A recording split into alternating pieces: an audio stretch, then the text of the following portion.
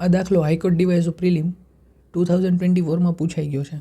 આ પ્રકારના દાખલામાં શું હશે કે હંમેશા એક કન્ડિશન આપી હશે કે 2 men do a same work in 5 days whereas the 5 women can do the same work in the 3 days. હંમેશા તમને બે ગ્રુપ અલગ અલગ ગ્રુપની વાત કરી હશે જે અમુક દિવસોમાં કોઈ કામ કરતા હશે.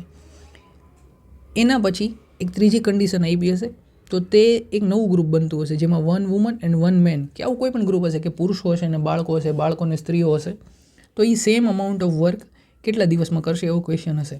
તો આ પહેલી બે જે કન્ડિશન આપી છે ને એ કોઈ કાર્ય માટે છે જેમ કે W, તો એમાં શું છે કે 2 મેનની એફિશિયન્સી એમ અને કેટલા દિવસ કામ કરે છે 5 દિવસ. સેમ કામ કીધું છે આપણને, એ 5 વુમન કરે છે, વુમનની efficiency W and a same work કેટલા દિવસમાં કરે છે 3 દિવસમાં. તો હવે આ સેમ વર્ક છે એ મેન કરે છે અને વુમને કરે છે અને હવે તેના માટે એ સેમ વર્ક માટે એક ત્રીજી કન્ડિશન આપી હશે બટ એમાં એક વસ્તુ નહીં આપી હોય, એ હશે દિવસો, એ તમારે ગોતવાના હશે. તો એ કોણ કરશે?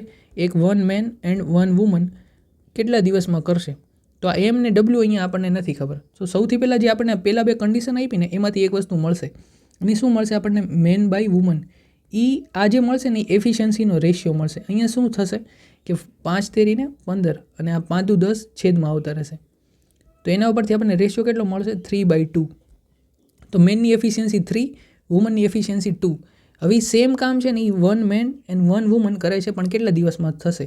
તો આમાંથી આ કોઈ પણ એક કન્ડિશન જોડે એને કમ્પેર કરાવી દો. જો આપણે મેન જોડે કમ્પેર કરાવીએ તો 2 મેન એમની એફિશિયન્સી એમ 5 દિવસમાં કરે છે, તે સેમ કામ મેન પ્લસ વુમન એક પુરુષ અને એક સ્ત્રી કેટલા દિવસમાં કરશે. તો અહીંયા 2 ગુણ્યા એમ બરાબર આપણે શું મૂકી શકીએ? 3 અને 5 દિવસ.